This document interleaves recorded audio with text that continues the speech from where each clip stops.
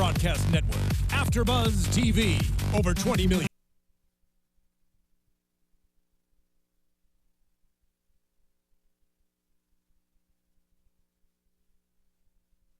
You're tuning in to the online broadcast network, AfterBuzz TV. Over 20 million weekly downloads in over 150 countries, and your number one source for after-show entertainment.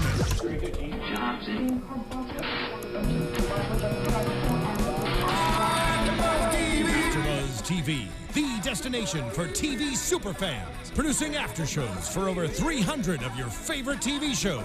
Interviewing celebrities and showrunners. And bringing you behind-the-scenes exclusives. All thanks to E! Entertainment's Maria Menounos, producer Kevin Undergaro, and internet leader Akamai.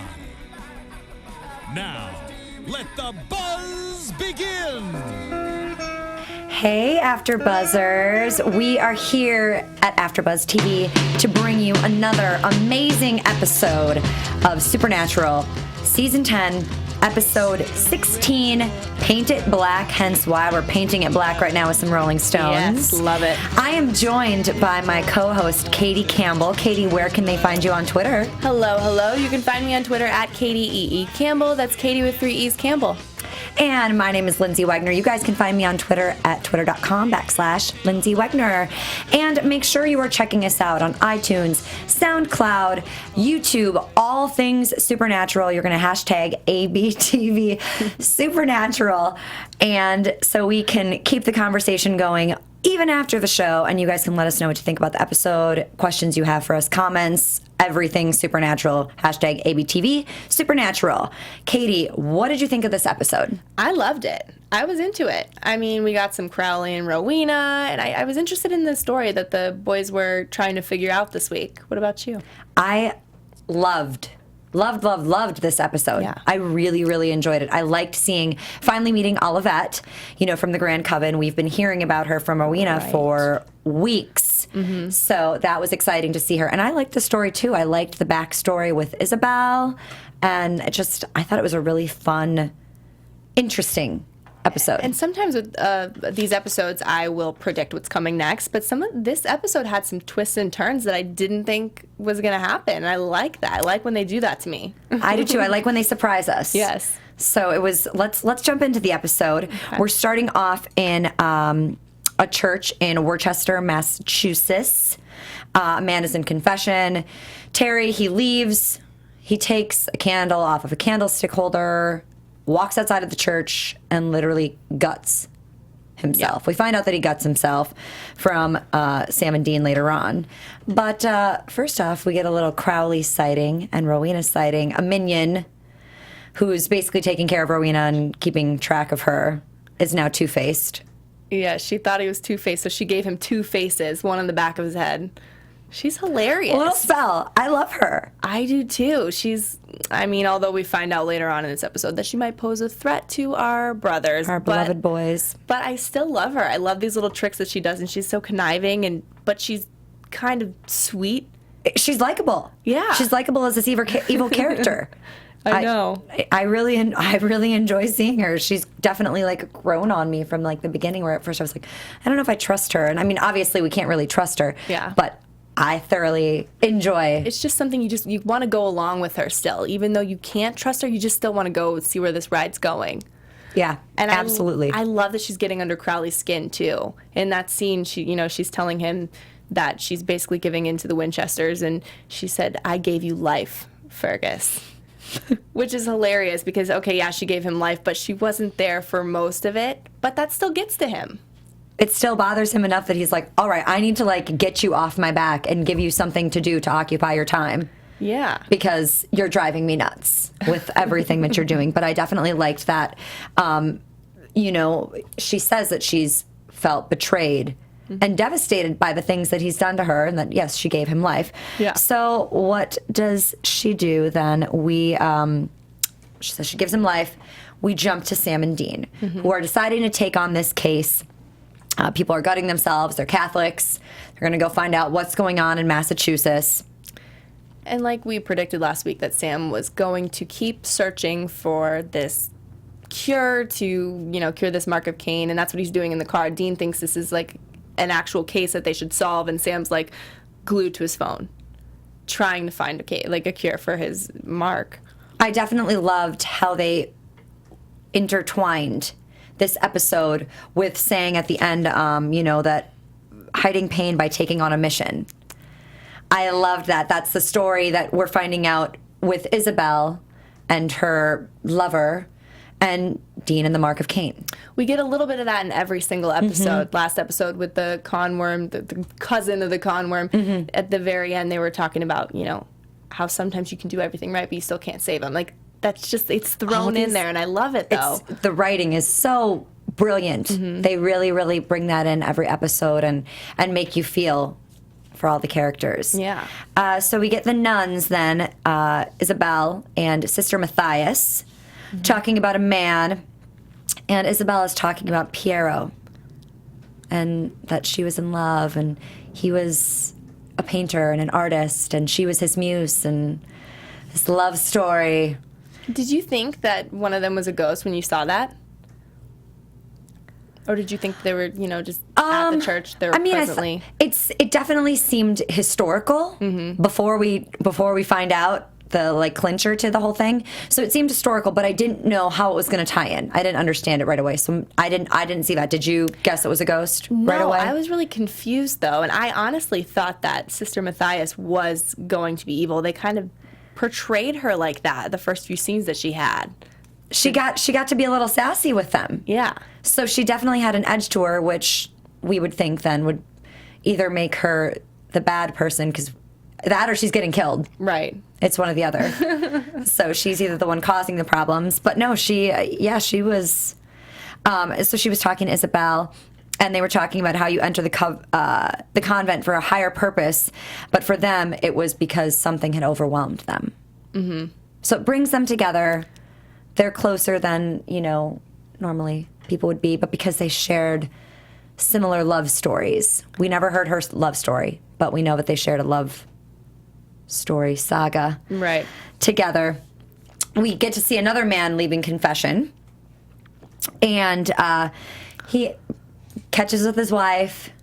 I knew something bad was going to happen. Did you know something bad was going to happen? I was nervous. I was like, oh my gosh, which one is it going to be? Is it going to be the husband or the wife? Are they going to kill each other? Yeah. Is it a sacrifice for both of them? Romeo and Juliet style here. Yeah. We see them later on at night. He's in the kitchen getting a bite to eat, and he's been working late nights according to his wife. He's not working. And he's not working late nights. No, he's not. He's busy texting his girlfriend and seeing his girlfriend. So she pulls a pair of scissors from her purse and just stabs him brutally. Takes him out. It was like a scene in Psycho with the blood on the face, blood on the fridge, like the quick shots to each thing. You gotta love Supernatural with this there was some good gore in this episode today, from Rowena to this to the whole burning thing later on. It was. I don't think it'll ever be easy to watch. Each episode, I'm like, oh, stop. Yeah. No. Yeah. It never will. So she kills him, and Sam and Dean go to question the priest and Sister Matthias to try and find out what's been going on here. And all these men had gone to confession, but they're killing themselves. So is it possession? Is this, is it the priest causing? Because at first that's what I thought. I'm like, okay, the priest is putting some sort of spell on them to get them to kill themselves because of the sins they've done. Oh. That's where I was thinking it was coming from. I didn't pick up on anything else yet. What were you thinking? I had thought the priest was innocent. I was onto this Sister Matthias lady, which I ended up being completely and totally wrong. But for most of the episode, I was thinking it was her. Well, let me find out from Sister Matthias that Lisa McCarthy's husband, she killed, the woman that killed her husband, he had been texting his girlfriend. There were rumors in the church, and she had told the boys that she had felt like she had no choice, which is why she had to join the convent. She told this to Dean, and you kind of see this little relationship, little flirtation between her and Dean. Yes, which I like. I liked it. I thought it was cute. I'm like, well, there's nothing you can do. She's a nun. You said that she said the wife didn't know the husband was cheating. So that's something that's obviously going to be a red flag. Like, why would the wife kill her husband if she didn't, in fact, know that? Because she did tell Sam and Dean, I didn't know, apparently in her interview that we didn't see, that she didn't know that he was cheating. So that's why I thought the nun had something to do with it, because she said her sources told her, and she has very good sources. I'm like, okay, you're the source. Yeah, you're the source. You're the one leading all this to the person. And like you said, she had these comments with Dean. She was kind of snarky with him. And Dean was obviously picking up on it, but they also found out that the church was on ancient burial ground. So then I'm thinking, okay, how are we going to bring this in now? Because now it's about the fact that the church is on this burial ground. There's demons and spirits coming in and out, and Sister Matthias is open to the fact that there are spirits out there and ghosts out there. So I didn't know where that was going to go. And then we jump to Crowley and Rowena. She also said there's nothing strange going on, though. But later on, we do find she's been talking to spirits. So that's strange. She should have said something. I don't think she knew the Sister Matthias. I don't think Sister Matthias knew that the extent of the journal yet. We haven't quite gotten to that yet. So I don't know if she'd read, if Isabel had given her more information, because we obviously find out later on that she finds out something really, really that she didn't know before. Important that she didn't know before. So maybe she felt like there really wasn't anything out of the ordinary strange other than the normal talking to ghosts and spirits. Is that normal for a nun in a church? She was okay with it. If it's on ancient burial ground, and I guess you're seeing it all the time, it is normal. Right. I worked in a restaurant where it was haunted, and people talked about it, and it was like normal. It was normal to the owners that, oh yeah, these spirits are here. Don't worry, you'll see it if they're there early in the morning. The pots and pans will move. Like, it's okay. I called my mom one time freaking out in the freezer. I'm like, I don't know what to do. It's scary. No. It was like, for real, really, really, truly haunted. And guests had seen people. It was crazy. But no one thought, the people that owned it never thought anything weird of it, because it was just normal. Okay, well then that I guess explains why she would think it's normal. Perhaps she thinks it's normal in this church because she's been around it. I guess. But then we jump to Crowley and Rowena, and Crowley has a present for Rowena. And what is that present? Olivette. Oh my gosh, she was terrified. Did you see her face when Olivette walked in? I loved it. Oh my gosh, I was so excited. Yeah, I didn't expect the story that came from Olivette, though. I didn't either. And everything. I think that's why I enjoyed the episode so much, because it really brought everything together. For Rowena's hatred growing towards the Winchester brothers and everything. Like, everything had to do with each other, and the witchcraft going on in the church with the witchcraft in the coven over here. Like, I just loved how it was all intertwined. Yes, interspersed together. It was fantastic. And I loved hearing, kind of all of that, trying to put down Rowena and say, you had this, spawn, and he was like not worth it, and that's why we kicked you out. And she's like, well, the little palace that we're in right now is the King of Hell's palace. And it's her son. So you can eat those words now. Yeah, because she thought she was making a deal with a demon, but no, she's just, making a deal with her son. With her son, who's the King of Hell. Yeah. Has his own palace. Which was good to see her kind of... See, that's where I'm confused, because I'm scared of Rowena. Like, I can't trust her, but I love her, and I wanted her to get a dig at Olivette. I was like, yeah, you tell her, Rowena. Absolutely. I wanted her... I was waiting for what was going to come between the two of them, and I didn't know if it was going to be a verbal battle or a physical battle, but... Yeah. We'll get to that. So we jump back to Isabel and Sister Matthias, and Isabel's telling her more about the relationship with Piero, and that she was in love with his art, but he was not in love with her. And then we see that this takes place in Florence, Italy, in 1520. And there you go. That's how we know she has to be a ghost. She's a ghost. How she survived 500 years later. Yeah. And what's been keeping her alive and what's been keeping her around. Yeah, did you think she was a ghost, like appearing, or did you think something was keeping her around and she's like, I don't know, witchcraft? I didn't even necessarily think she was bad at that point. I thought perhaps something else was possessing her, but then love scorned type thing. As soon as we find out that he was in love with his art but not in love with her, I was like, well, maybe she's really not bad. I want to believe the best in her. As soon as she said that he didn't love her back, I was like, she killed him. She did something. I just had the feeling. Well, I felt it was strange that then her parents made her join because she skips this whole part in between, and we find out that her parents make her join the convent, and they send all of her stuff and her possessions, and there's not many of them, but she's got this box that has her journal in it, and this is her most prized possession. So we know something important is in this journal. There is going to be a key to why she is the way she is and why she's doing what she's doing. Right. So it's a matter of finding that out. And if the brothers are going to get it, if she's going to tell us the true story and confide in Sister Matthias, or someone else is going to find out. Yeah. I still didn't 100% believe she was bad at that point. Not yet. Okay. I was still giving her the benefit of the doubt. Were you fully on board that she was evil? I mean, I didn't know if she was evil at this time, 500 years later, but I just had a feeling she did kill him because he didn't love her back. I feel like that's a story a lot of times in a lot of television and movies and, this kind of genre. Sure. Absolutely. With the CW shows, with, Vampire Diaries and everything else. They've got one of your favorites. Yes.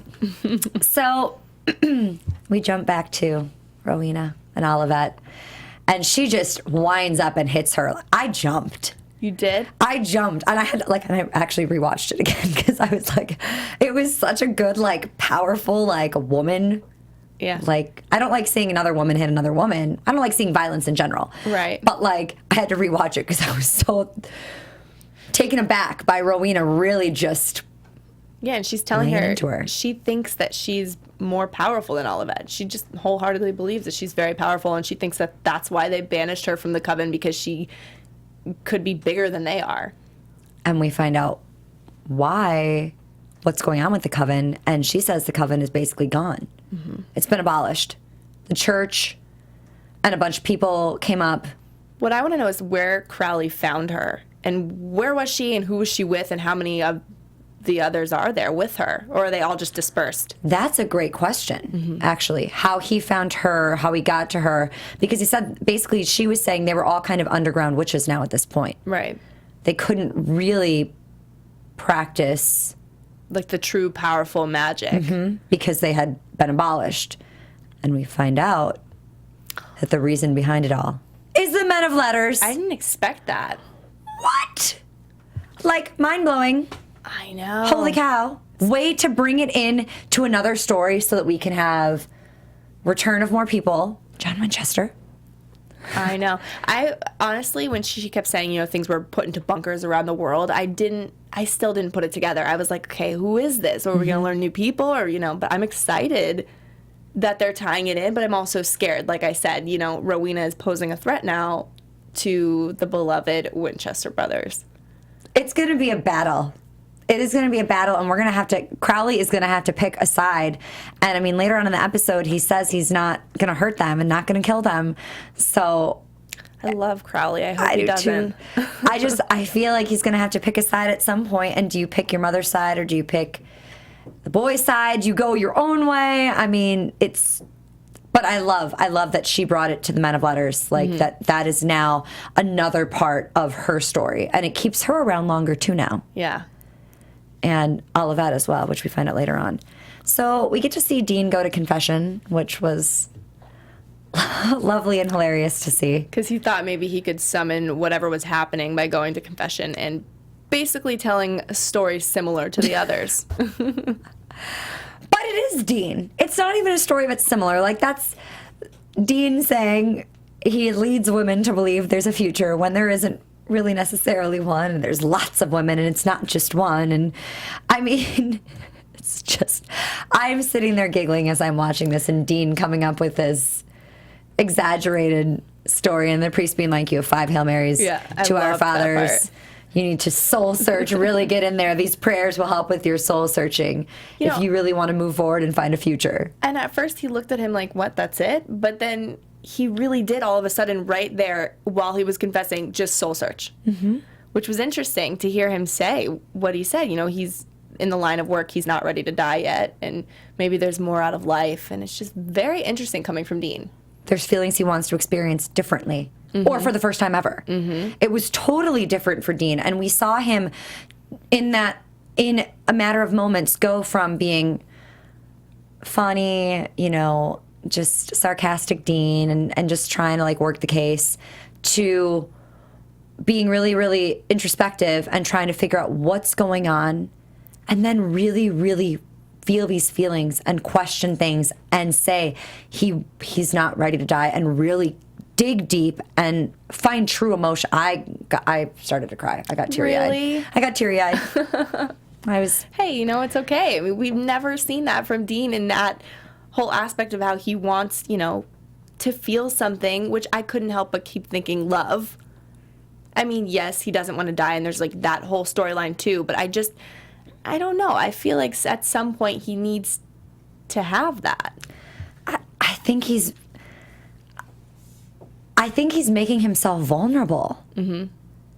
And this mark, even though it's this horrible thing that's getting to him, it's getting to him and now in a different way.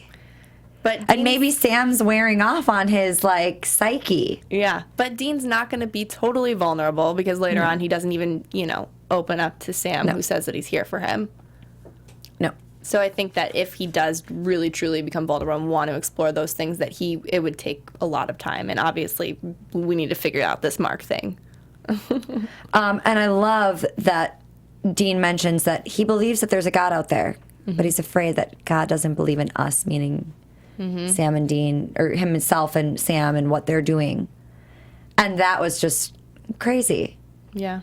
So he leaves confession, and right away we see the spirit of Isabel come out, but it doesn't enter Sam or Dean. Yeah. Did you think it was going to? I thought potentially that it could. I don't know if there's something that they can protect themselves against that happening. Did you think it was going to go into them, or did you think that it was just I thought maybe her way of using them? I thought maybe she was, though, because later on we did see she wanted to attack him, which usually it's been I guess we saw the wife kill the husband, but the other ones were suicides, quote unquote. So I thought she was going to get inside Dean, and then Sam was going to have to deal with that. I definitely thought there was a potential with her going into Sam or Dean. Probably Dean. But we find out later on why she does what she does. But before we get there, we find out why she's doing what she's doing. And she's, this is Sister Matthias reading the journal at this point now. And Isabel is writing about how she felt like she had a feeling to be in the studio where Piero would do his art. Yeah, she left the convent because she didn't feel like she fit in there. And she went to the studio. Crazy. And discovers that he does not just love his art, he loves a blonde woman. Yeah, he's cheating on her. But he's not really cheating on her. She just can't handle it. He said he could offer her friendship. So he didn't reciprocate feeling. Well, that's I guess we really a line don't know to cross. The entire... He should have been honest with her and just said, I love someone else, or whatever's going on. He didn't completely tell everything. He left information out. Right. She felt betrayed, which she had every right to feel betrayed, because before she had killed him, she had given him some blood to do this painting. Well, not only that, but a finger. Yes, the blood from her hand was not enough, so she lost part of her finger for this man. Well, she told him she wanted to blend it up and put it in the painting. She's a little crazy. I know she she was crazy, yes, and she wanted it blended up so that she was literally a part of the painting. But when you give that much of yourself to somebody and then you find them with another woman, I can understand the feeling of betrayal. Yeah. I think that she gave her finger to him before she ended up telling him how she felt, and he said he didn't feel the same. Oh, you think that happened prior to that? Okay. That could potentially be. She's a little crazy. Yeah, she's a little bit. She's been around now for 500 years, so she's obviously a little crazy. So obviously when she finds Piero not cheating, whatever we decide he's doing wrong, she does stab him and kill him. Once again, gory stabbing death. And Sister Matthias now is concerned. Yeah, she tells the boys. Dean says, burn my journal, get rid of it.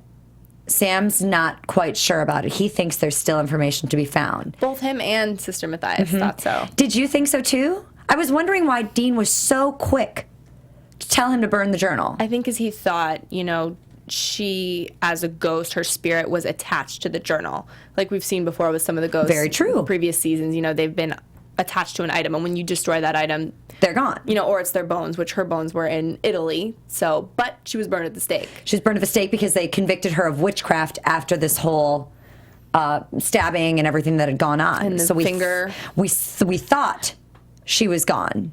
She was burned at the stake, but there was still a part of her alive because it was in the painting. Yes. But we didn't know where But we didn't know where the painting was. Yeah. We didn't know what happened with that. I didn't even connect that. I didn't either. I didn't think, okay, she's hiding in that through her tip of her finger. No, I had no idea about that. So we get back to Rowena and talking about the men of letters who had pillaged the coven, and Olivet has done nothing to stop this, and she wants to find the men. And she said that all of them, the American chapter that was existing in the 50s, only 2 survived. Of course. It's Sam and Dean. Yeah. Dun, dun, dun. Of course. We knew that was going to be them. And the coven's not powerful. Olivet is not useful to Rowena anymore. So she decides she's going to get rid of her. It's time. She doesn't care. Nope, she doesn't care. She does so well, the actress, Ruth Connell does so well at this character because she's doing these things, but she believes them as her character, that, these evil things, but she's just so whatever about it, I'm going to do it and it's not going to faze me. I feel like she's dug her fingers into this role and made it bigger than it was when we first saw her. Yeah. She's grown so much into this role. I love it. Me too. It's really, really, like you said, it's really fun to watch because she really believes the things that she's quote unquote saying in the show. And Olivet makes sure to remind her that witch on witch murder is frowned upon. This is not something that's okay. She's panicking. So of course, anything that she can do. Right. And Rowena just doesn't care. And she starts doing a spell. She's killing her. We see the blood coming from her mouth and everything. And she stops. Yeah, it was too easy, so she had to do It's too easy to just else. let her die and not have to suffer for what she's put Rowena through. And that's exactly what I thought she was doing at that point. I thought she was going to make her suffer, slow, painful death. I thought she was going to make her suffer some way. I had no idea she was going to be turning her into a hamster. Yeah. Making her run on the little wheel. But I love that because at the end, Crowley's he's laughing that she did that. And she said she can run in circles herself now. And I was like, oh, yes. It's so brilliant. And it is torture for her. It's going to be torture for her to have to be that. But I feel like she's also a witch. Can't she get her way out of a spell? She was shackled. Is she shackled in as a hamster? Maybe since she was put into the hamster when she was shackled, the powers didn't go with her. That hamster was so cute, though. I liked its little necklace. Let us know what you guys think. Do you think that it's possible for Olivet to somehow get out of this hamster wheel with some sort of spell or something? Can she escape this, or is this her fate? Let us know on iTunes or YouTube. Comment to Katie or I or Michaela or Tom. Let us know what you guys are thinking. Yeah, because I feel like we have to see more of her, right? Or at least more of the coven, or where Crowley found her. Or I still think we're going to go back, like you and I have been talking about for weeks, that they're going to go back and do a whole episode on the coven. Yeah. We both want to see that really badly. I want to see what happened, what literally it was in the beginning. I want to see Baby Fergus. I'm so excited to see Baby Fergus. And yes, I want to find out how Crowley actually got a hold of Olivet and how he found her and what that entailed. Did he have to do something in order to get her? Or who was she with? Were there other people that were killed, or the other people that are alive that are now going to be searching for Olivet? Right. All these things that could be happening and coming for Crowley now. Now Crowley has another enemy, which now, there we go, writers. There you got a whole other crew of people. Hire me. Hire me. Okay, so then we jump back to Sam and Dean, and Dean is with Sister Matthias. Sam is reading the journal. This is when we find out that she's cut off her finger. It's been blended into the paint along with her blood, and that it's a part of the painting. And Sister Matthias has now turned on Dean. And she has says the ghost in her. Yeah, she says that he has to pay for what he's done. And I'm just like, wait, so Sister Matthias was in on this the whole time. She really was. Thought it was all of a her. sudden, I'm like, oh my God, she's really evil. She's really evil. I figured they were working together, that her and Isabel were working together. And I didn't think that maybe Sister Matthias was a part back from the 1500s. I thought that she was now her accomplice and helping with all of this stuff. See, in the beginning, I thought Matthias was evil. But later on, I believed her that she was innocent. And, I thought it was just Isabella. That's interesting that you thought. They spun me that way, because that's where I was going with it. And I was literally screaming, no, no, no, no, no, no, no, no, no. We see her hit Dean, then we see her choking Dean, then we see her pull out a knife, and I'm like, oh my gosh, she's going to kill him. Mm-hmm. She's going to kill him. What can we start? And we hear Dean yelling, burn the journal, burn the journal. And Sam knows it's not the journal. It's the painting. And sure enough, there's a bunch of boxes. Thankfully.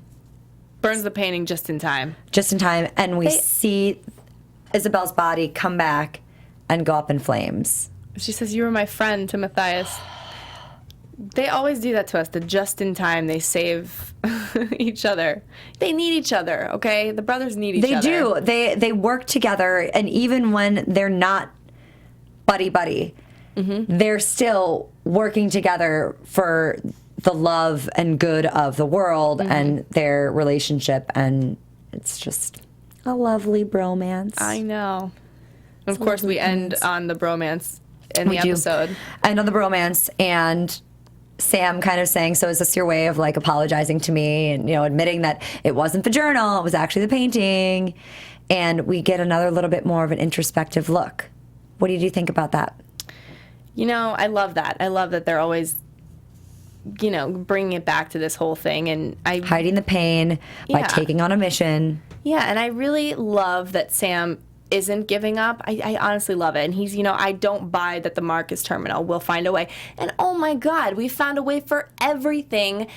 10 seasons. So we have to find a way for this. There's no way that this is something that can't be stopped. I hope so. Oh, it's not. I hope so. I love Sam's tenacity about this. Yeah, I'm with Sam on this whole thing. And he wants Dean to believe it. And he's like, no, say it again like you really mean it. It's making me angry. I need Dean to believe in fixing this. Do you think that if Dean believes in it, that's the cure? If he truly believes there's a cure out there, but this cure will then manifest itself available to them? No, but I think he does need to believe for the sheer fact that he needs to, be on board with fixing it. Because if he's just sitting here opposing it the whole time, then we're going to have You're problems. not open to it. Yeah. You need to be open to it. Yeah. It's like anyone getting hypnotized or something. You have to still be open to the process of it in order for it to work. So he's got to be open to finding this cure. It's out there. It is out there. Right. It has to be out there. I loved it. I love this episode. I'm glad you loved it too. Yes, I'm excited for next week too. All right, let's get into some predictions for next week then. And now, your AfterBuzz TV predictions. So we preview that they have to raise the dead, Bobby. I was like screaming when I was watching this that Bobby's going to be back. And bury the living, and then they show Rowena. And there's a seance with Cass, Sam, and Dean. Metatron returns. Crowley says, keep your friends close, keep your enemies closer, which means the Winchesters. It's just like, woo. He's not going to kill them. He can't. Like with these comments he keeps telling her, she brings it up to him in this episode. She's like, the Winchesters. And he's like, I'm not going to kill them. And he says in the next, previews, friends close, enemies closer. He just won't. He better not. He won't. I don't think he can. I think they are now bonded together with Dean being a demon, Dean having the mark of Cain. I'm not saying it's always going to be easy, and I'm not saying that Crowley is not going to oppose things that they do at certain times and stuff. But go on. And in one of the recent episodes when Cain returned, he betrayed him by not giving him the blade back. So, but Crowley still doesn't. He's still like, I'm friends with them. Mm-hmm. He's still on their side a little bit, I think, more than Rowena. And I have a prediction from what Rowena said. I watched it a couple times trying to listen to, what was being said and which, people are coming back. And she said that it's just a curse.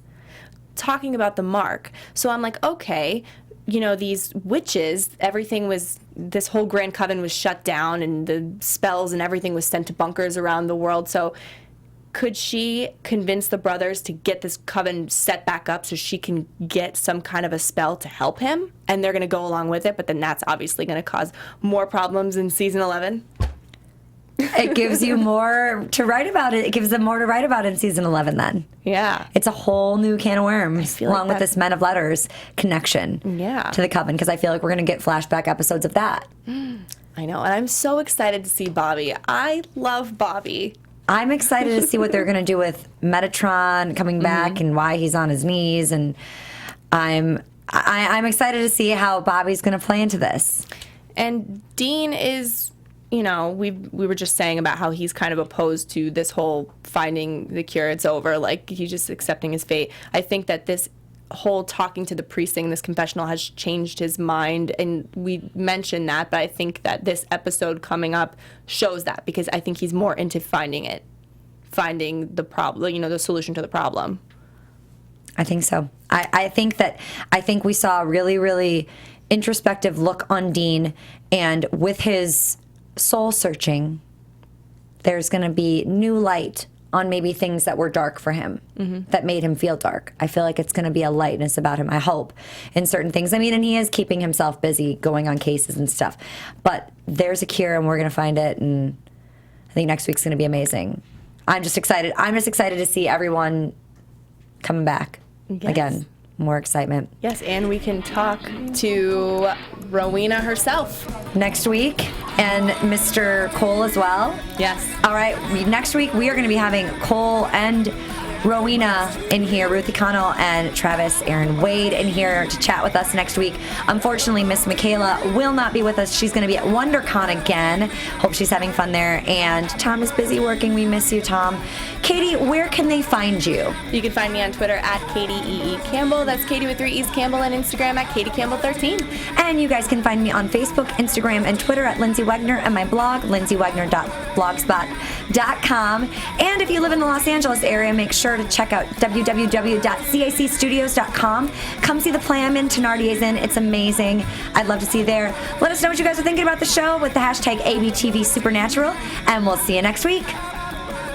From executive producers Maria Menounos, Kevin Undergaro, Phil Svitek, and the entire AfterBuzz TV staff, we would like to thank you for listening to the AfterBuzz TV network.